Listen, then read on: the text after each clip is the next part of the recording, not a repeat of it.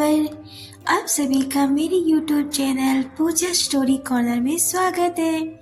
पिछले एपिसोड में आपने देखा कि आहना रुस से कब और कैसे मिली, उसके साथ कितना वक्त बिताया, उसके साथ फनी और क्यूट मोमेंट सब याद करके रोती है।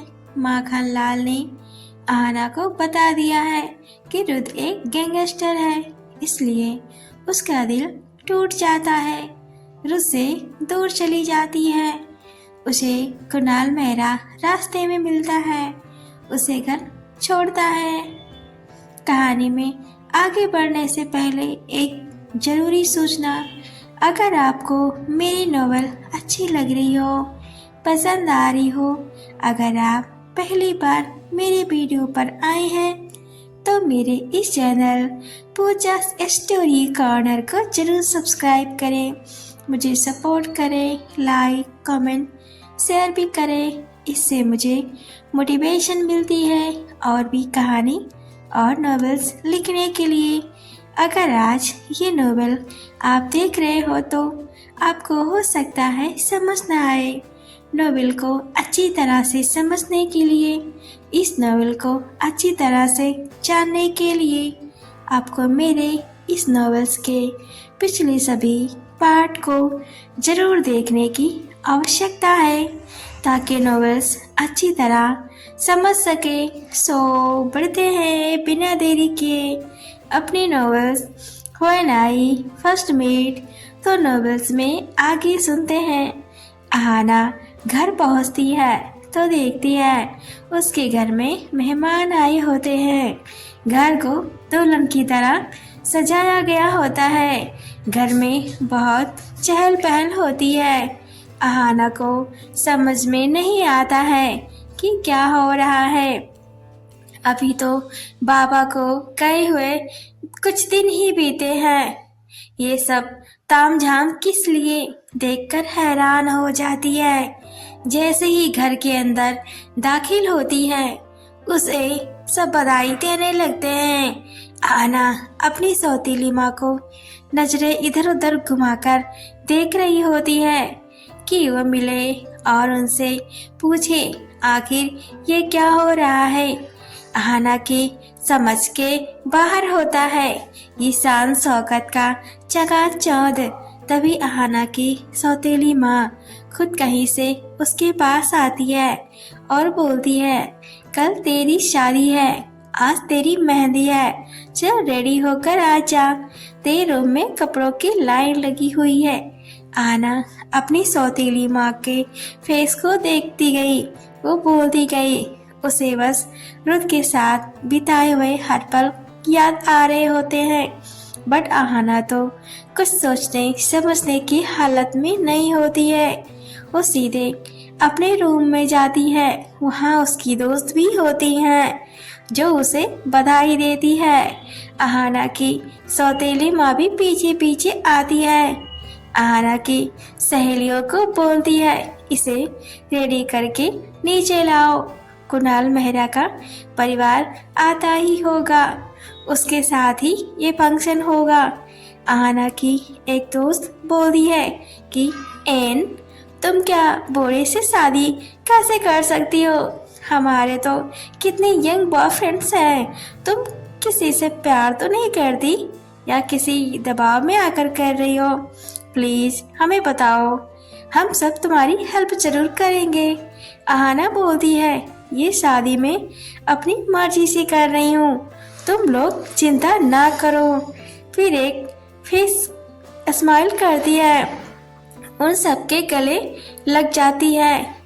वो सभी मिलकर आहना को रेडी करने लगती हैं। तो एक दोस्त देखती है कि आहना के बाजू में चोट लगी और दूसरी देखती है कि आहना के गले पर लव बाइट के निशान होते हैं। तो वो सभी आपस में फुसफुसाने लगती हैं, ये किसी से। तो एक बोलती है, क्या पता इसके साथ कुछ गलत हुआ हो, इसका बिहेवियर भी कुछ अजीब तो लग रहा है। पूछ ही लेती है, एन आर यू ओके।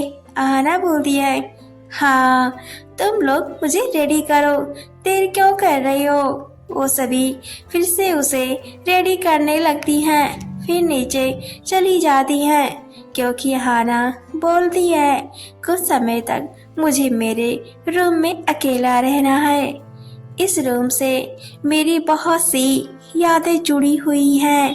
हाना बाबा के बारे में सोच सोच के बहुत रोती है। उसके आंखों का काजल और मेकअप बह जाता है। उसके आंसुओं से आना खुद ही फिर से रेडी होती है।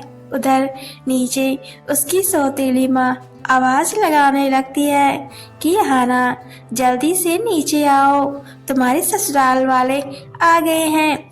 हाना नीचे आती है। वो कुणाल मेहरा को देखकर खो जाती है। उसकी जगह रुत को इमेजिन कर दिया है कि रुत हरे रंग के लिबास में खड़ा होकर दोनों हाथ खोले हुए उसे अपनी बाहों में बुला रहा है। आना रुत की हरकत सोच के मुस्कुरा देती है और बोलती है इनको तो शर्म नहीं आ रहा, इतने सारे लोग और मुझे बाहें फैलाकर बुला रहे हैं। तभी यादों से बाहर आती है जब उसकी एक दोस्त आकर उसके हाथ पकड़ दी है तो जिसे वो रुत समझ के मुस्कुरा रही होती है वो तो कुणाल मेहरा होता है। उसकी दिल के तार थम जाते हैं। आहाना के फेस पर खामोशी फिर से छा जाती है। वो कुणाल मेहरा के पास जाकर बैठ जाती है। आहाना के ससुर जो 90 साल के हैं वो उसको कुछ गिफ्ट देते हैं। आहाना उनके पैर छूती है तो उसके ससुर उसके बाजू पकड़कर सहलाते हैं और घिनौनी स्माइल करते हैं। आहाना को उसका टच अच्छा नहीं लग रहा होता है तो मुंह बनाती है। उसकी एक दोस्त देख लेती है तो बूढ़े को बोलती है दादाजी आपके बेटे की शादी है तो आप नाचेंगे नहीं। आहाना के ससुर को खींच के लेकर जाती है और नाचने लगती है। उसके साथ आहाना की तेज धड़कन धीरे धीरे शांत होने लगती है और रुत के बारे में सोचती है पर उसे ये बार बार याद आता है कि रुत एक गैंगस्टर है। उसे ये बात छिपाई। टूटी हुई आहाना के हाथों में उसकी दोस्त कुणाल मेहरा के नाम की मेहंदी लगाते हैं। उसके हाथ में कुणाल का नाम लिखते हैं तो एक बच्चा उसकी दोस्त के ऊपर गिर जाता है जिससे आहाना की हाथ की मेहंदी में के की जगह आर हो जाता है। आहाना की दोस्त उस बच्चे को वहां से जाने के लिए बोलती है। आहाना रुत के नाम का फर्स्ट लेटर देखकर रोने लगती है। उसकी सौतेली माँ आती है और बातों को संभालती है और बोलती है आखिर ये कल विदा हो जाएगी तो सबको याद करके रो रही है। उधर रुत के हाथ आहाना का छोड़ा हुआ लेटर मिल जाता है जिनमें लिखा होता है तो मुझे ढूंढने की कोशिश बिल्कुल भी मत करना और भूल जाओ हमारे बीच जो भी कुछ हुआ हो। बट रुत कहाँ मानने वाला था। माखनलाल को बुलाता है। माखनलाल जस्ट ही पिला पहुंचा होता है। नर्स बोलती है माखनलाल से अंकल आपको रुत सर बुला रहे थे, जाइए मिल लीजिए।